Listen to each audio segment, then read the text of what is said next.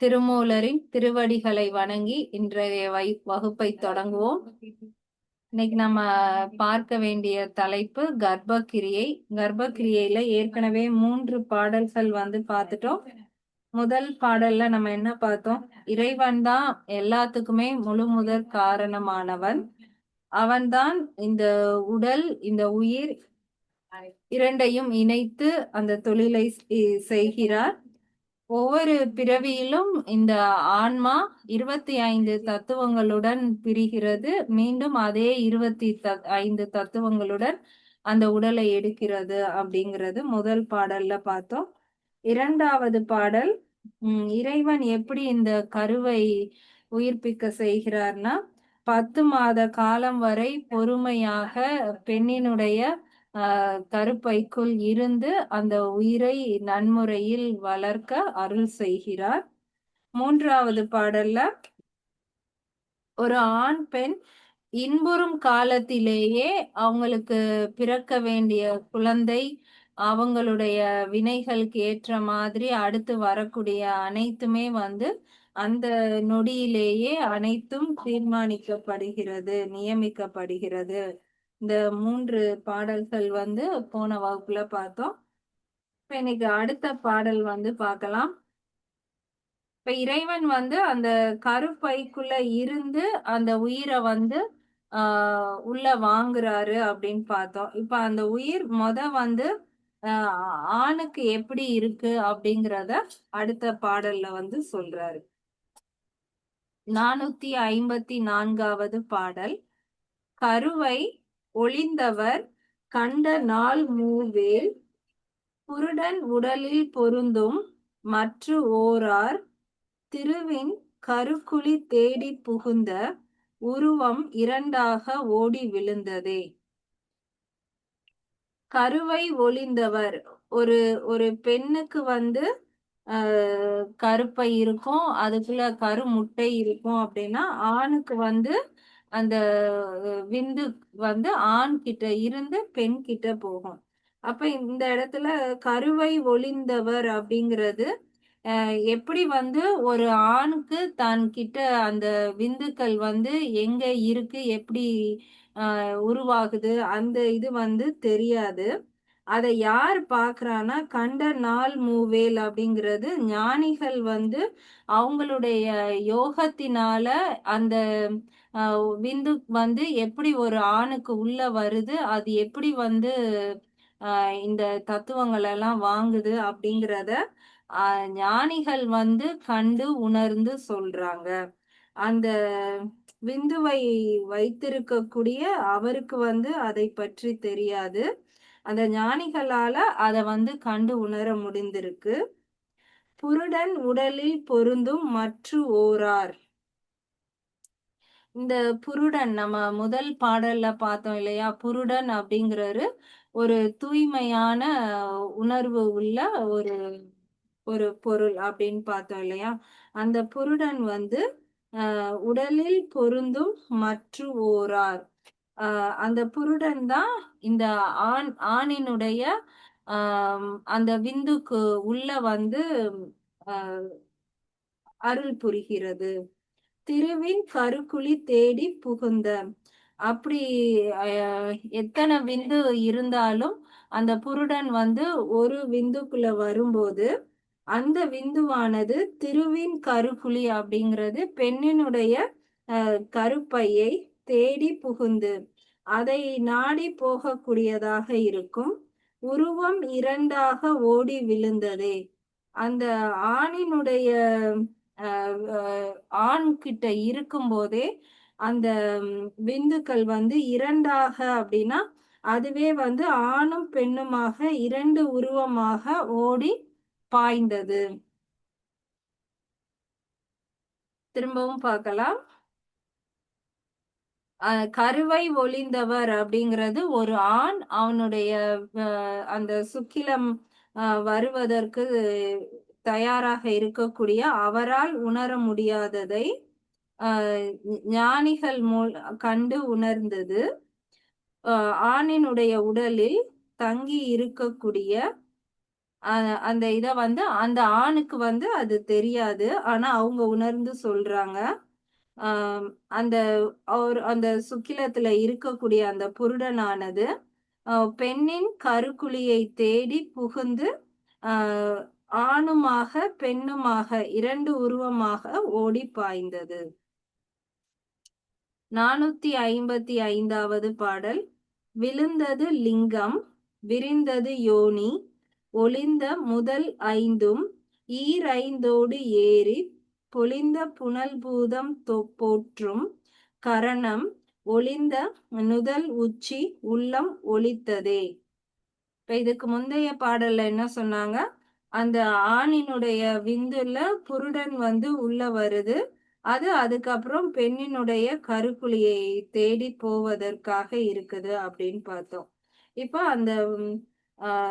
அந்த ஆண் பெண் கூடுறத வந்து எப்படி இந்த மற்ற தத்துவங்கள்லாம் எப்படி சேருது அப்படிங்கிறத சொல்லியிருக்காரு. விழுந்தது லிங்கம், விரிந்தது யோனி. விழுந்தது லிங்கம் அப்படிங்கிறது ஆணினுடைய விந்து விழுவதை விழுந்தது லிங்கம் அப்படின்னு சொல்றாங்க. விரிந்தது யோனி, அத வந்து ஏற்கக்கூடிய அந்த பெண்ணினுடைய கருப்பை வந்து விரிந்தது யோனி, அது விரிந்து அத வந்து உள்ள வாங்குது. ஒளிந்த முதல் 5ம் ஒளிந்த முதல் 5ம்னா போன பிறவியில அந்த விட்டு சென்ற 25 தத்துவங்கள்ல முதல் 5 அப்படிங்கிறது நம்மளுடைய முதல் தன்மாத்திரைகள் 5. அந்த பார்த்தல், கேட்டல், சுவைத்தல் அந்த 5ம் ஈரைந்தோடு ஏறி, இன்னும் 2 5 என்னன்னா ஞானேந்திரியம், கண்மேந்திரியம் அந்த 5 அது சேர்ந்து 10 ஏரி அப்படின்னா அந்த புருடனோட அது எல்லாம் இணைந்து பொலிந்த புனல் பூதம் போற்றும் மீதி இருக்கக்கூடிய அந்த பஞ்சபூதங்களால 5ம் போற்றும் கரணம். கரணம் அப்படிங்கிறது அந்த கரணமான மற்ற 4 தத்துவங்கள் மனம், புத்தி, சித்தம், அகங்காரம் அவை அனைத்தும் ஒளிந்த நுதல் உச்சி உள்ளம் ஒளிந்ததே. இந்த புருடனோட சேர்ந்து இந்த 24 தத்துவங்களும் ஒளிந்த நுதல் அப்படின்னா வந்து மறைந்து நிற்கிறது. எங்கன்னா உச்சி உள்ளம் ஒளிந்ததே. அந்த ஆணினுடைய நெற்றி கண்லையே இந்த 25 தத்துவங்களும் வந்து ஒளிந்து நிற்கிறது. அப்ப ஒரு ஆணினுடைய விந்துக்குள்ள இது எப்படி வருதுன்னா அந்த ஆஜனா சக்கரத்துக்கு இந்த 25 தத்துவங்களும் ஆணினுடைய அந்த உச்சி இதுக்குள்ள வந்து ஒளிந்து நிற்கிறது. அந்த 25 தத்துவங்களை தான் சொல்லியிருக்காங்க. திரும்ப பார்க்கலாம். விழுந்தது லிங்கம், விரிந்தது யோனி.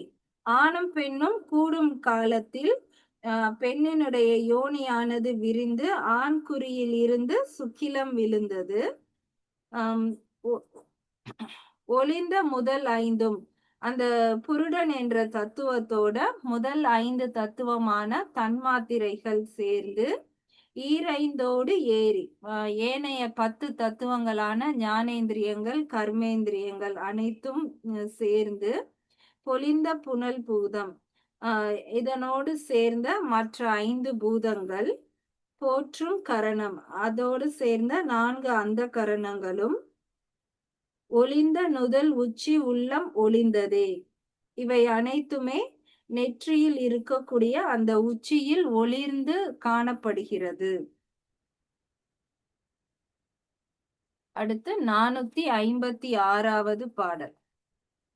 பூவின் மனத்தை பொருந்திய வாயுவும் தாவி உலகில் தரிப்பித்த வாறு போல் மேவிய சீவனில் மெல்ல நீள் வாயுவும் கூவி அவிலும் குறிக்கொண்ட போதே.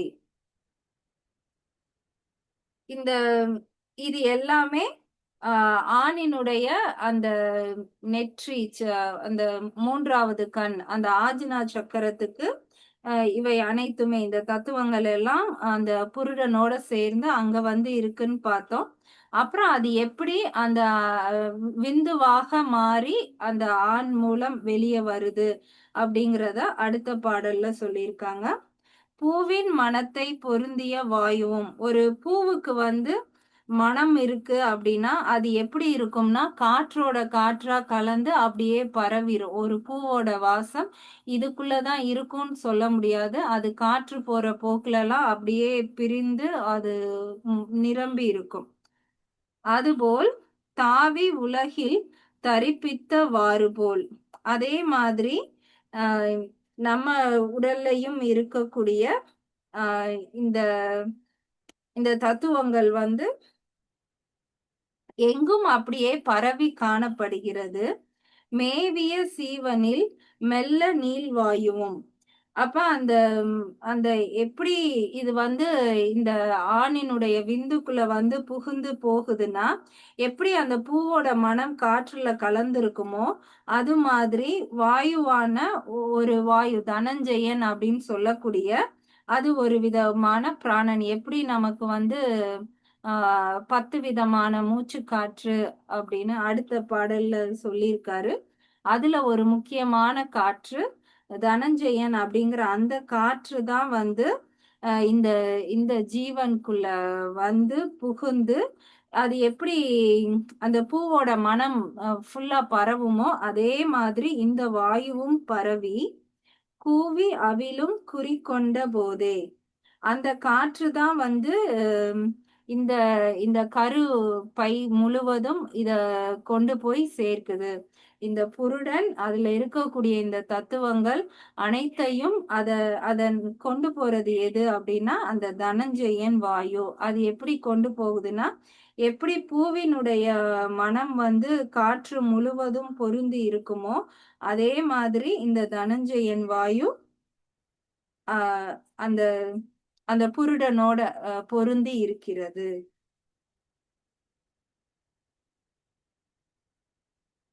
457வது பாடல். போகின்ற எட்டும் புகுகின்ற பத்தெட்டும் மூழ்கின்ற முத்தனும் 9 வாய்தலும் நாகமும் 8உடன் 4 புரவியும் பாகன் விடானென்ற பன்றியும் ஆமே. இப்ப இந்த 25 தத்துவங்கள் வந்துருச்சு. இது எல்லாம் அதது இஷ்டத்துக்கு போகாதபடி அந்த 25 தத்துவங்களையும் ஒன்றிணைத்து ஒருவன் இயக்குகிறான். அது இயக்குறதுனாலதான் அது வந்து சீரா இயங்குது அப்படிங்கிறத அடுத்த பாடல்ல கொடுத்திருக்காரு. அப்ப இந்த 25 தத்துவங்கள் போக இப்ப என்னெல்லாம் வந்து அதோட சேர்ந்து எப்படி வந்து அதை சரி பண்ணுது அப்படின்னு சொல்றாரு. போகின்ற எட்டும். இப்ப வந்த இந்த தத்துவங்கள் அனைத்துமே சூக்கும உடல் கொண்டது. அதுக்கு வந்து ஒரு உருவம் எதுவும் இல்லாம அது வந்து இருக்கு. அது வந்து அந்த போகின்ற போக்குல இருக்கிற மாதிரி எந்த ஒரு உருவமும் அற்ற ஒரு உடலா இருக்கு. போகின்ற எட்டும் அப்படின்னா 8 8 விஷயங்கள் சொல்லியிருக்காரு. அது என்னென்ன 8னா இதுக்கு முன்னாடி பார்த்த தன்மாத்திரைகளும் அந்த கரணங்கள்ல 3 மனம் புத்தி அகங்காரம் மட்டும், சித்தம் கிடையாது.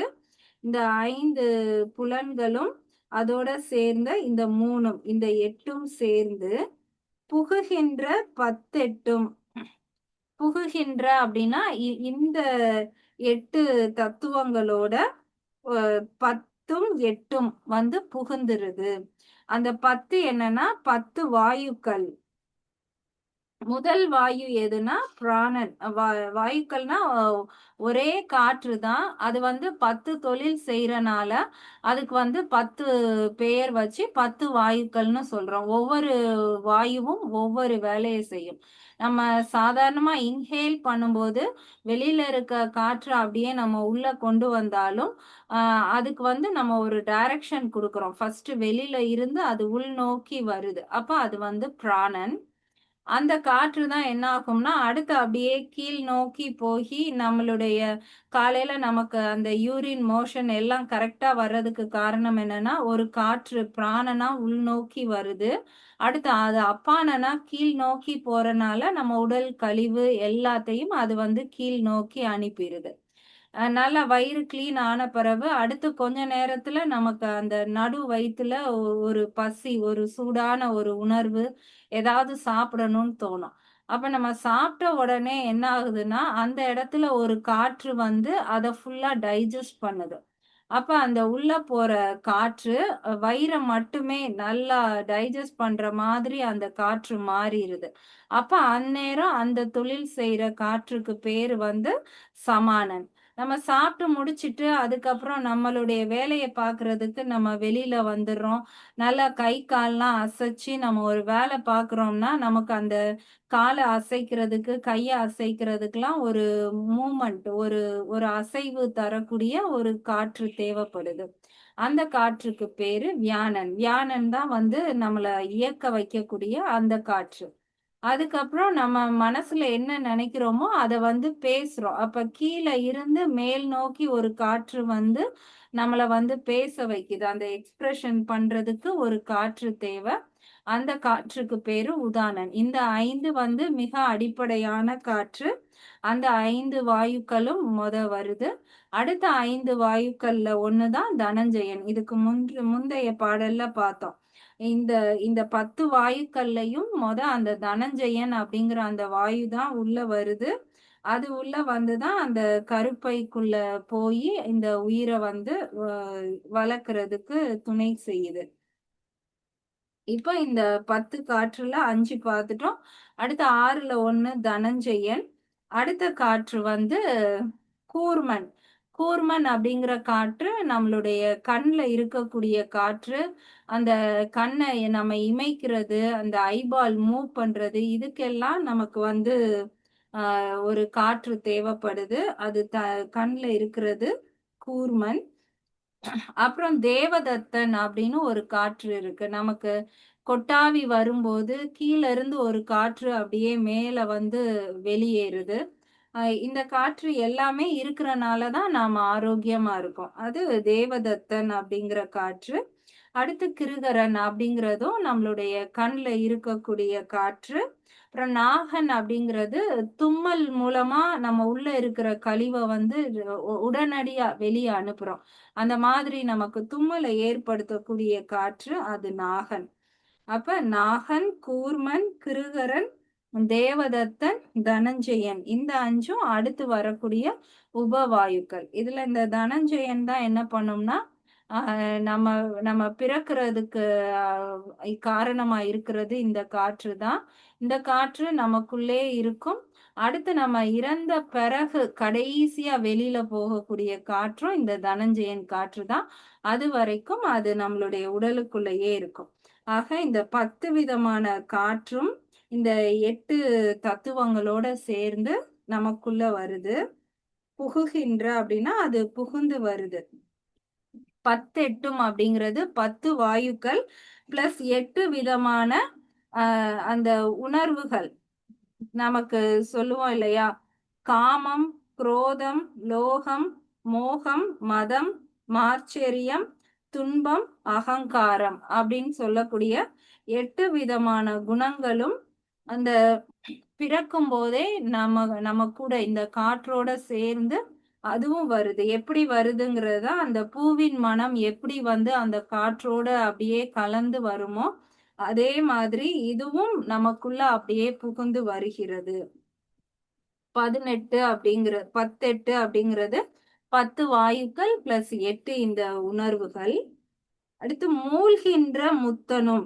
மூழ்கின்ற முத்தனும்னா, இதுக்கு முன்னாடி சொன்ன இந்த வாயுக்கள், இந்த உணர்வுகள், இந்த தத்துவத்துக்குள்ள இருக்கக்கூடிய அந்த புருடன். புருடனை சுத்தி தான் இது எல்லாமே நடந்துகிட்டு இருக்கு.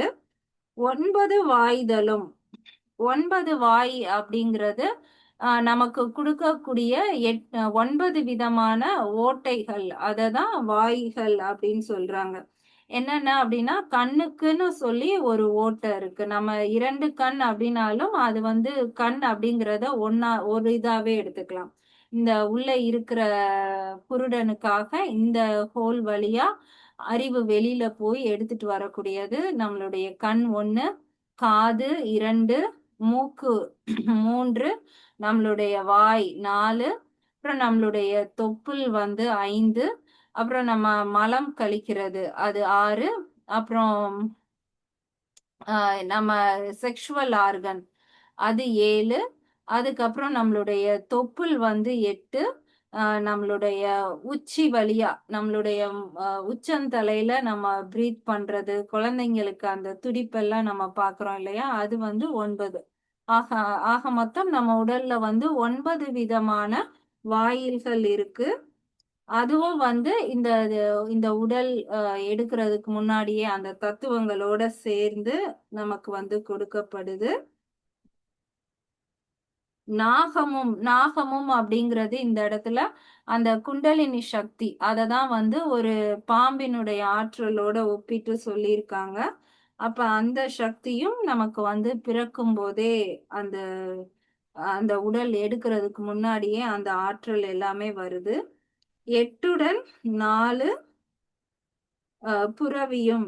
8உடன் 4னா 8 + 4 ஆக மொத்தம் 12. நம்ம போன வகுப்புலயும் எங்க அண்ணன் கிளாஸ் எடுக்கும்போது சொன்னாங்க இல்லையா? ஒவ்வொரு வரியிலயும் 12 எழுத்துக்கள் வந்து இருக்கு. அந்த மெய் எழுத்த எடுத்துட்டோம்னா 12 எழுத்துக்கள் இருக்கும். இந்த இடத்துலயும் 8உடன் 4 புரவியும் ஒரு 12 தான் வந்து சொல்லியிருக்காங்க.